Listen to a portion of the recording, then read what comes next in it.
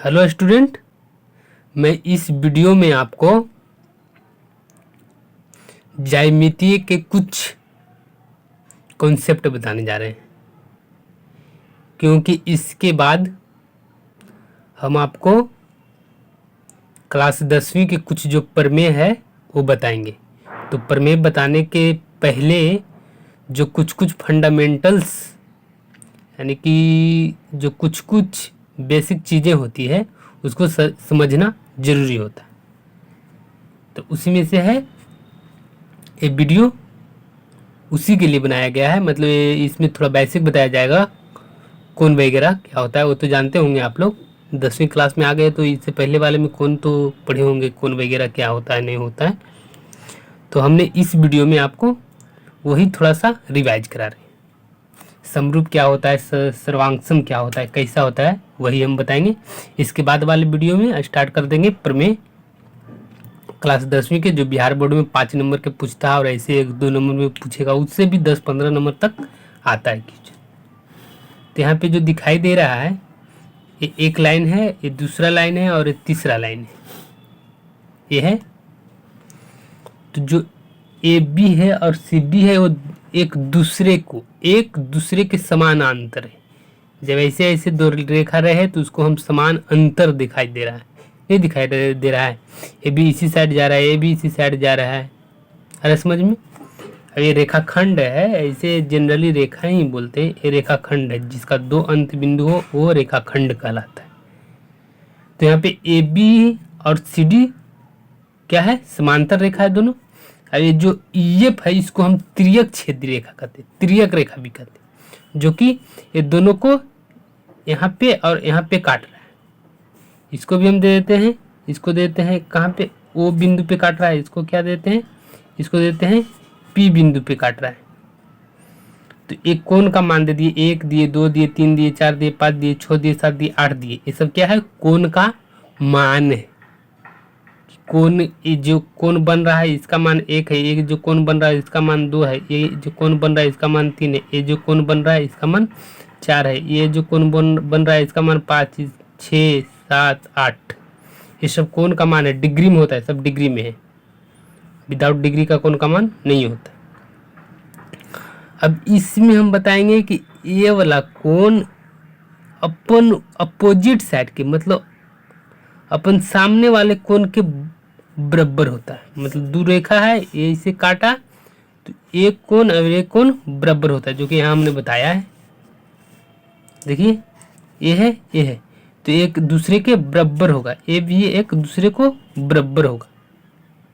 ये सब आपको एक अवधारणा दिया गया है, 5 अवधारणा था, उसी में से ये दिया गया है कि जब दो रेखा एक दूसरे के काटे तो उसके आमने सामने का कोण बराबर होता है।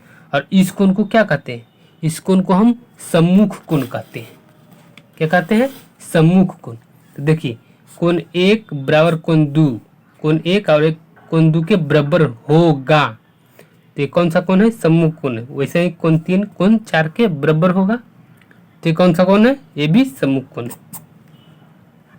करा है कोण 1 और कोण 5 संगत कोण होगा। संगत कोण होगा मतलब देखिए ये फिगर है, कोण 1 कहाँ है, ऊपर में है, एक कहाँ है, 5 यहाँ है और एक यहाँ है।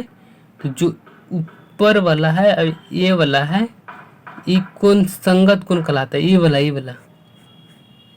इस साइड वाला नहीं लाना, पूरा नहीं लाना है। ये वाला कोण संगत कोण कहलाता है। ये और ये कह देंगे तो संगत कोण है। वैसे ही 7 और ये 3 है, 7 और 3 कौन कौन हो जाएगा, संगत कोण हो जाएगा। और तिरछे जो होगा वो एकांतर कोण होगा। इधर वाले 4 और कोण 5 क्या होगा, एकांतर कोण, तिरछे हो रहा है।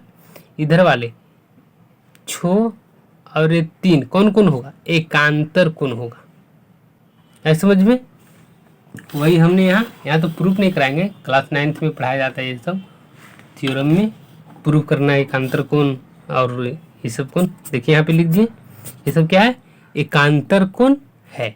अब जान गए एकांतर कोण जान गए, सम्मुख कोण जान गए और संगत कोण जान गए।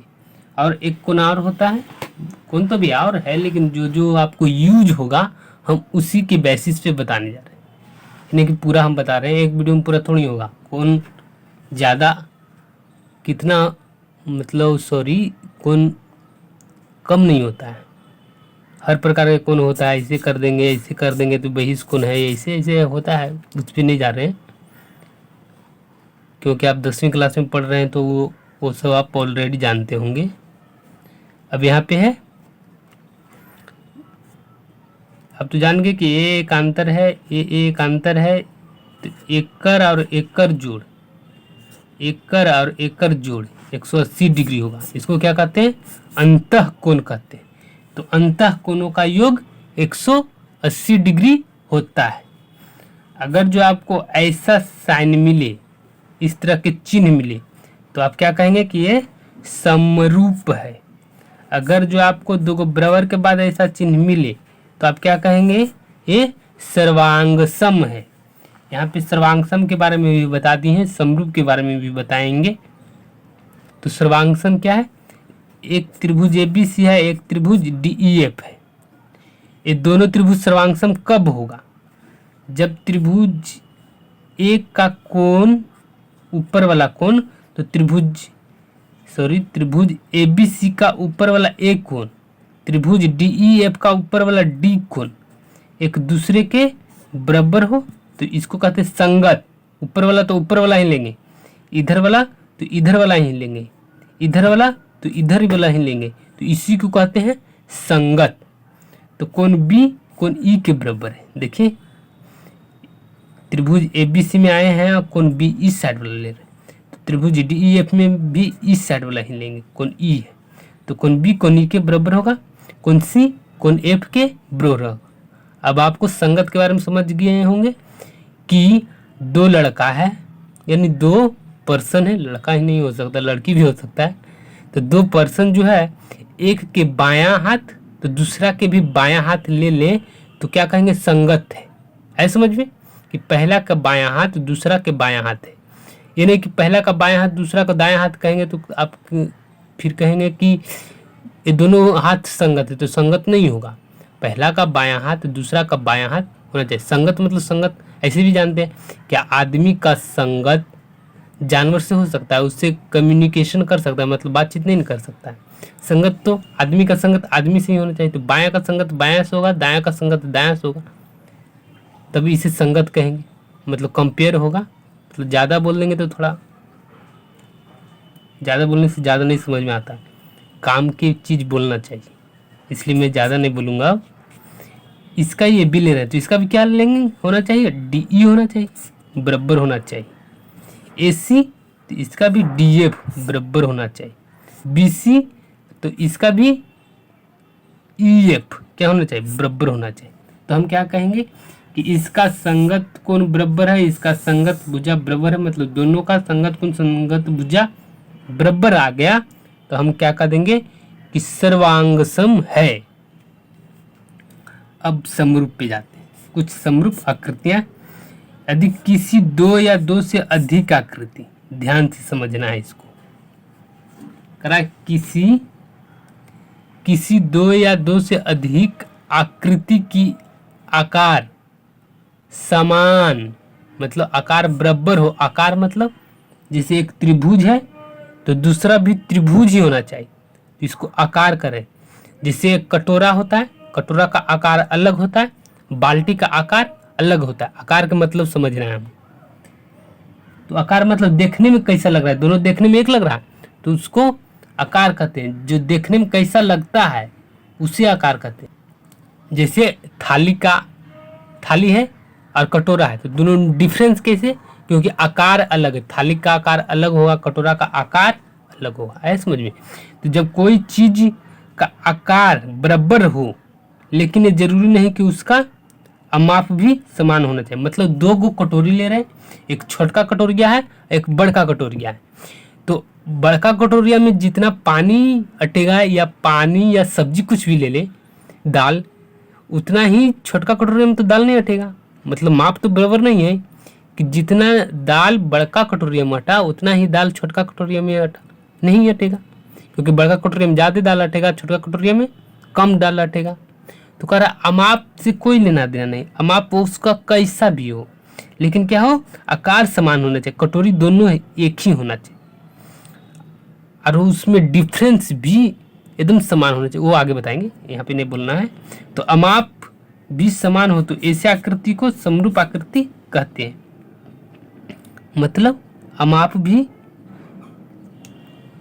समान हो, ये जरूरी नहीं है हम वो करें, क्या करें कि जरूरी नहीं कि उसका अमाप समान हो तो ये गुड, नहीं है तो भी गुड, बिकॉज वो समरूप होगा ही, क्योंकि एक कटोरी एक बड़का कटोरी है तो इसका जो अनुपात कुछ होगा वो आगे बताएंगे। तो एक कटोरी दूसरे कटोरी का क्या होगा, समरूप होगा। समरूप होगा कब, मतलब साइज वगैरह से नाप के देखेंगे, अनुपात उसका सेम है। जैसे छोटका कटोरिया के दुगना एक ग्राम अटता है, आ रहा है समझ में। तो नाप लिए कि हाँ छोटका कटोरिया जो है वो बड़का कटोरिया में, बड़का कटोरी तभी बड़े भरेगा छोटका कटोरी से जब 2 बार इसमें कोई चीज़ डालेंगे तब, ऐसे समझ में।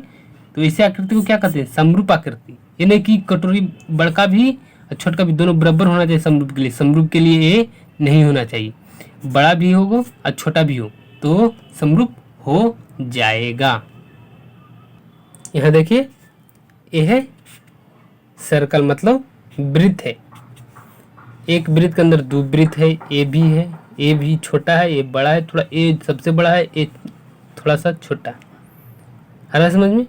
ये बड़का है, ये मंझला है, ये संझला है और ये छोटका है, लेकिन देखने में तो एक जैसा ही लग रहा है।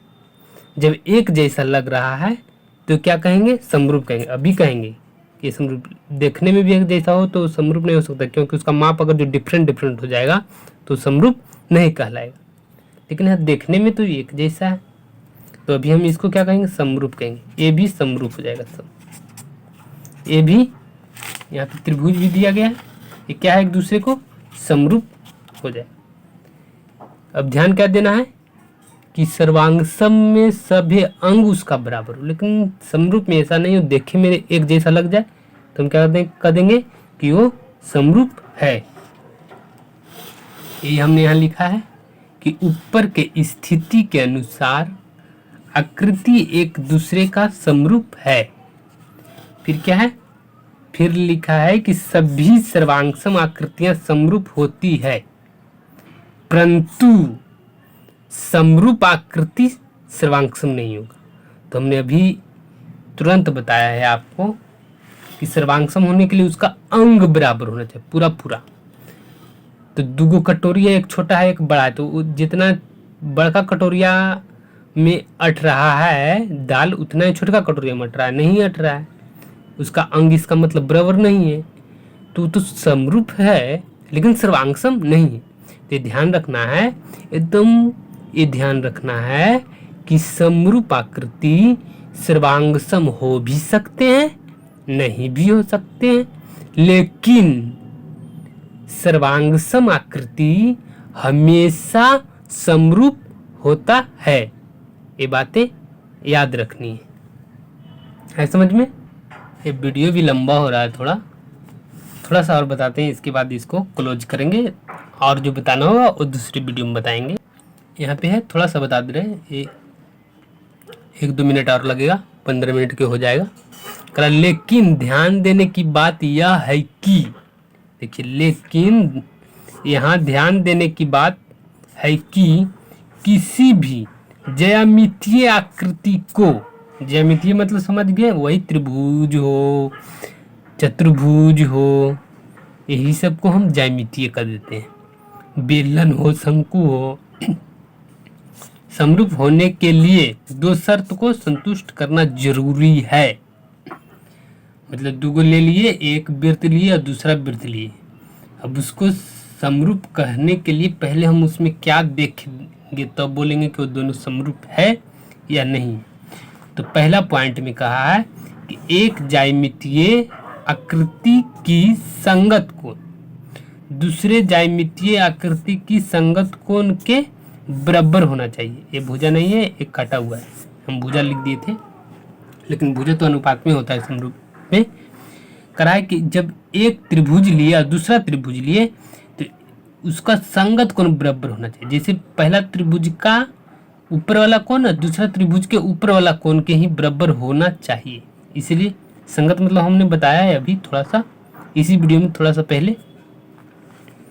एक ज्यामितीय आकृति की संगत भुजा दूसरे ज्यामितीय आकृति की संगत भुजा के समानुपातिक होना चाहिए। जैसे यहाँ पर दे दिया है, ये देखिए, ये देखने में एक लग रहा है ना एक, ये दोनों देखने में, जब ये दोनों देखने में एक लग रहा है तो इसके बाद हम और देखेंगे तब समरूप कहेंगे। देखकर हमने बोल देंगे कि समरूप। इसका कोण और इसका कोण मतलब एक साइड वाला लग रहा है, संगत लग रहा है 85 डिग्री, ये भी 85 डिग्री, ये भी एक साइड लग रहा है, संगत लग रहा है 70 डिग्री 70 डिग्री, ये भी 105 डिग्री 105 डिग्री, ये 100 डिग्री ये 100 डिग्री। अब तो एक कंडीशन सेटिस्फाइड कर गया, मतलब एक कंडीशन संतुष्ट कर गया। अब हमें दूसरा कंडीशन देखना है, जो इसका भुजा है उसका अनुपात सदैव बराबर होना चाहिए। मतलब इसको और इसको जितना भागा दे के लाएंगे उतना ही किसी को भी ले उठा ले संगत, इसको और इसको भागा देकर आना चाहिए। तो पहले बड़का को छोटका से देंगे तो बड़का ये है और छोटका ये है, तो 4.2 यहाँ 4.2 बड़का का गया ये वाला बट्टे 2.1 काटेंगे, पॉइंट से पॉइंट खत्म, ये काट दिए तो कितना आ गया 2 आ गया। अब कोई भी ले लें संगत 2 ही आना चाहिए, तब हम कहेंगे कि ये समरूप हो जाएगा। ये है तो ऊपर वाला इसको ले रहे हैं तो इसको भी ऊपर वाला लेंगे, तो 48/24 पॉइंट वाला तो खत्म हो जाएगा, ये भी 2 आ गया। मतलब ये भी 2 आ रहा है, इसका मतलब संगत भुजा भी समानुपातिक है। कोई भी आप उठा ले, ये उठाकर इससे भागा दे दे या तो ये उठाकर इससे भागा दे दे, सब के भागा देने पर 2 ही आना चाहिए, अलग नहीं आना चाहिए। क्या आना चाहिए 2 ही आना चाहिए। तो हम क्या कहेंगे कि ये जो आकृति है वो एक दूसरे के समरूप है। आगे समझ में, यहाँ पे हमने लिख दिया है, क्या लिखा है LD LS LC LR कोण A कोण P और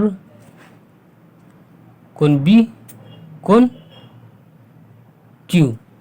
ये क्या लिखा है संगत भुजा है, LS नहीं है, सॉरी, कोण D है, एक कोण S है, एक कोण C है, एक कोण R है। हमने इससे पहले LR इसको बोल दिया था L साइड, लेकिन L नहीं है, कोण के चिन्ह है। क्या का चिन्ह है, कोण का चिन्ह है, सॉरी फॉर डैट, जब हमने L इसको बोला था इसके लिए। दूसरा है संगत भुजा, संगत भुजा DC SR के है, ए देख रहे हैं ये सारे, क्योंकि वीडियो थोड़ा लंबा हो रहा है तो समझाने में, चलिए लंबा हो रहा है लेकिन समझाना तो छोड़ेंगे नहीं।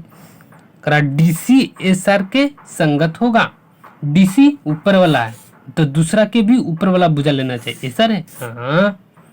फिर क्या है AD इसमें खोजते हैं, A और D इस साइड का भुजा है, देख रहे हैं, तो SP भी इधर का भुजा होना चाहिए हाँ, तो संगत है। अब क्या है BC RQ, ये BC है, इसके साइड वाला भी RQ है तो ये संगत हो गया। अब AB PQ, AB और PQ तो ये भी संगत है, समझ में। मतलब समरूप होने के लिए 2 कंडीशन सेटिस्फाई करना नेसेसरी है, मतलब जरूरी है। पहला है कि उसका सभी संगत कोण बराबर हो, दूसरा है कि भुजा में जब भागा दिया जाए संगत भुजा के संगत से तो हमेशा बराबर आना चाहिए, मतलब समानुपातिक होना चाहिए, है समझ में। अब जो कुछ बचेगा 1-2 वीडियो और बनाएंगे, ये एक ही वीडियो बनाएंगे उसमें कवर कराएंगे। इसके बाद वाले वीडियो से आपको थ्योरम यानी कि प्रमेय स्टार्ट कर देंगे क्लास 10वीं के। पूरा के पूरा प्रमेय बताएंगे। Thank you for watching. इस वीडियो को शेयर, सब्सक्राइब और लाइक करना ना भूलें। Thank you.